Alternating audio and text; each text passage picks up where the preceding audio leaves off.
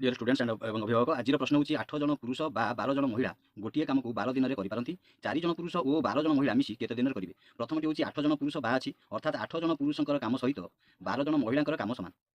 द्वितीयटी होची 4 जन पुरुष और 12 जन महिला एठी मिसिकी करचंती। ए प्रकार गणित को हम कोन करि परिबा ना सब पुरुष को महिला परिणत करि परिबा। केमिति करिया तांकर काम सहित समान करि चाली करनबा। 8 जन पुरुषंकर 12 जन महिलांकर काम सहित समान हेले 4 जन पुरुषंकर ता उधारा 6 जन महिलांकर काम सहित समान हो। द्वितीय कंडीशन होची 4 जन पुरुष और 12 जन महिला मिशुचंती तेणु 4 जन पुरुषंक बदल रे आमे 6 जन महिला नै परिबा। तेणु करि हमर केते हबो 4 जन पुरुष प्लस 12 जन महिला बदल रे समान का सहित हेइ परिबो ना 6 जन महिला प्लस ये 12 जन महिला ये 12 जन महिला समान 18 जन महिलांक काम सहित समान हो।